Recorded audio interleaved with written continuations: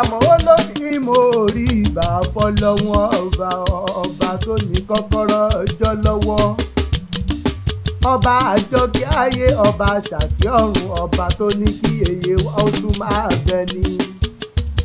Mo rí ìbà fọlọ́hún ọba láyé mọ̀mọ́ wa tó tún ṣọjọ́ bí lónìí. Bó ṣe ń ṣọjọ́ bí lónìí ló tún ṣe rìtáyámẹ́ǹtì mọ́ ẹ̀rí kọ́rọ̀ ẹ̀ tọpẹ́ lọ́wọ́ lọ́wọ́ ọba. Mrs. Oníjẹnẹt Olúrẹ̀mí òkú ọjọ́ bí oyún òkú oríire. Happy birthday to you o tún kú rìtáyámẹ́ǹtì rẹ lẹ́nu iṣẹ́ abẹ́ dúpẹ́ fọlọ́wọ́ ọba ni. Torí ọjọ́ òbí rẹ o nítorí rìtáyámẹ́ǹtì tó tún ṣe làwọn ọmọ fi gbé mi débi náà. Wọ́n ní alámọ̀ ọmọ alárí ọ̀dẹ̀ wá bá wa kíyà wá kó ń ṣọjọ́ òbí lónìí. Wọ́n ló tún ṣe 60 years lókè èèpẹ̀ ní ẹ̀rípọ̀ ọ̀rẹ́ tọpẹ́. Lónìí April 4 bó ṣe ń ṣọjọ́ bí 60 years ló tún ṣe rìtáyámẹ́ǹtì lẹ́nu iṣẹ́ olùkọ́ ni mo bọ́ dúpẹ́ ni. Ọmọ tó ti kọ́kọ́ wọn níye gbogbo wọn ló níláárí gbogbo wọn ló yàn tán yànjú. Abálájọ táwọn ọmọ rẹ náà fi níláárí ẹni bá ń tọ́jú ọmọ ọlọ́mọ dandan ni kọ́mọ rí ọyàn kọ́ yanjú. Ó kú oríire mọ̀mọ́ wa wá dàgbà láyé wá gbó atọ́ lókè pẹ̀. Gbogbo ọmọ ló pé ká bá wọn dúpẹ́ lọ́wọ́ lọ́hùn ọba. Gbogbo àwọn ọmọ ló ní kí n bá wọn rí ìbà lọ́wọ́ Elédùmarè tọ́jẹ́ kó tún rọ́jọ́ bí rè òní láyé. Látòrí Ọlámilékan Abíọ́dún pẹ̀lú ìyàwó àtàwọn ọmọ rẹ̀ pátápátá wọn ní màmá wa ẹ kú oríire.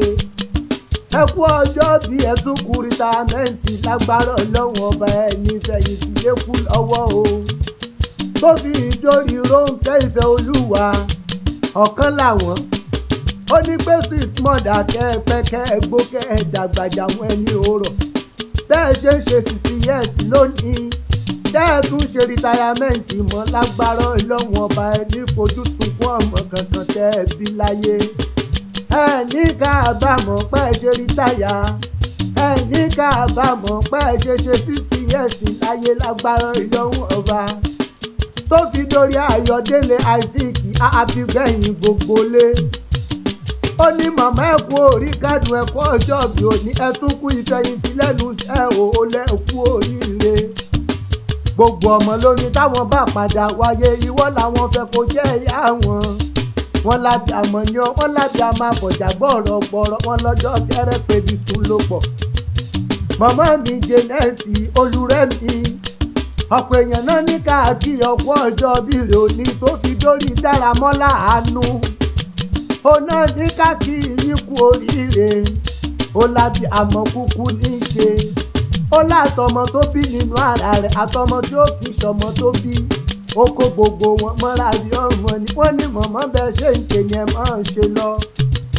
Ilasa Ekiti níṣẹ́ ilé bàbá rẹ̀ ọ̀kárẹ́ láì olóríire. Ọmọ Bàṣàmúrù kẹ̀rẹ́ joyè lọ́balọ́ba ní mòye sálúwù nílé bàbá rẹ̀.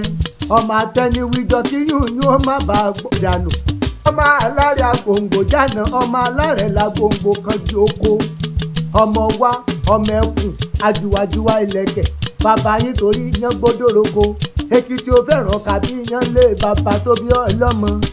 Màmá mi Jẹ́nẹ́tì aya òní lágbára Ọlọ́run ọba lọ́dún orógbó àgbo lọ́dún òbí agbórí àti òjòjú èṣòwò. Kọ́mọ́lé náà jà kòkòkò làrọ̀ tálẹ̀ àti gbọ́kú ọ̀pọ̀ àti gbọ́kú àdá. Àti gbọ́kú Elédùmarè èèwọ̀ kúkú ní lágbára Ọlọ́run àní gbọ́kú rẹ̀. Ó ṣe 60 láyé, wá ṣe 70, wá ṣe 80, wá ṣe 90, wá ṣe 100, wá ṣe 120 lágbára Ọlọ́run ọba. Gbogbo ìgbà tí wàá wà lò láyé, àwọn ọmọ òní pa ọlẹ́kún lágbára Ọlọ́run. Ọmọ òní pa ọlẹ́kún. Níre kúkú ní ọwọ́ ẹ̀ tọ̀sẹ̀ bẹ̀ gúúsì lájẹ wọn mọ́. Happy birthday to you o and happy retirement to you o.